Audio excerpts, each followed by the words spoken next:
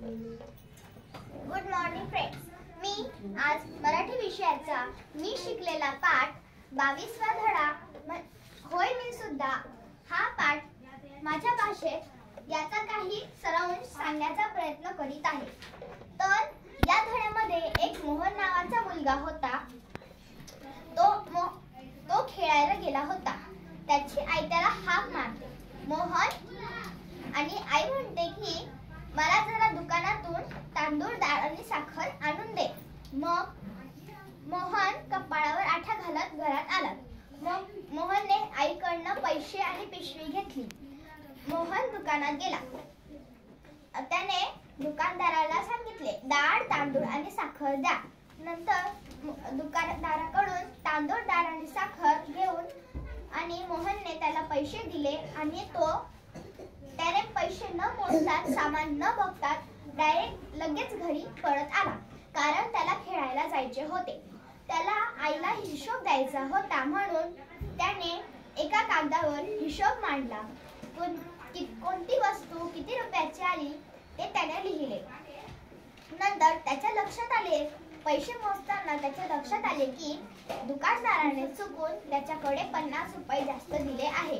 तर 50 रुपये जास्त दिले आहे. मग मोहनने थरथरत्या हाताने ती 50ची नोट आपल्या खिशात टाकून घेतली. आई कामामध्ये व्यस्त होती. आईची नजर चुकवून त्याने 50 रुपयाची नोट त्याच्या खिशात टाकली. मग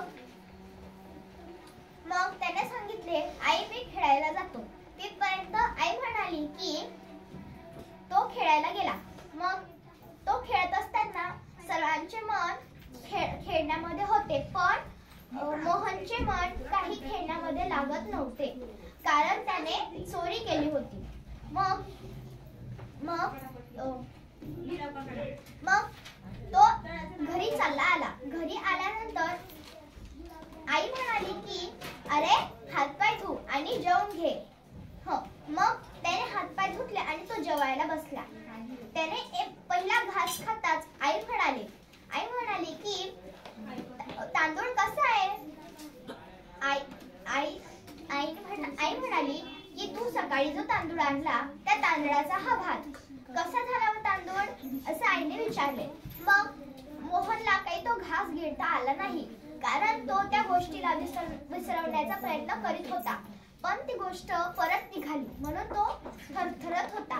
त्याच्या पोटामध्ये खड्डे पडले. मग तो एकदम घाबरायला लागला की आईकडे आपली चुकी समजून नको जायला की पकडून नको जायला. तर मोहनला घास गिळताच येईना.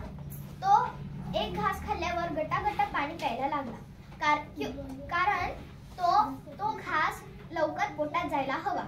त्याला जेवण नीट करता आले नाही. मग त्याचं जेवण झालं. मग मोहनला आई म्हणाली की अरे तू जेव्हा मगाशी खेळायला गेला तेव्हा दुकानदाराने सांगितले. मोहनला पुढचा शब्द ऐकूच आला नाही. नंतर आई मोठ्याने बोलली, अरे दुकानदार मगाशी आला होता तेव्हा त्याने सांगितले की मी शांताबाईचे डाळचे 2 पोते तुमच्याकडे दिले आणि तुमचे तांदळाचे 2 पोते शांताबाईकडे दिले. सकाळी दुकानावर खूप घोटाळा झाला, पैशांची आकडेमोड झाली. मग मोहनला असं सांगताच मोहनला असे वाटले होते आधी की माझी चोरी पकडली गेली असावी, पण तसं काही नव्हते. मोहनला थोडं बरं वाटलं की आपली चूक काही पकडली गेली नाही. तर नंतर आईने सांगितले की आज शनिवार आहे, तुझे बाबा घरी येतील आणि आपण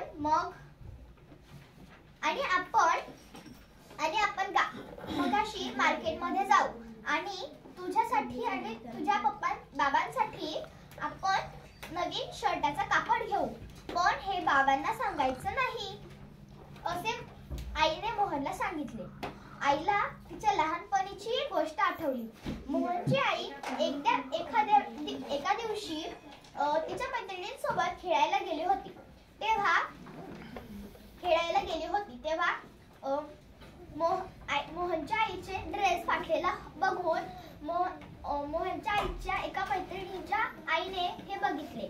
मग मैत्रिणीची आई म्हणाली की तू हे असे फाटके कपडे घालू नकोस, माझ्या मुलीचे कपडे घे.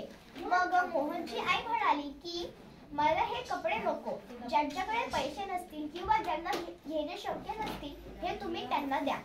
मोहनच्या आईने स्वाभिमानीपणा दाखवून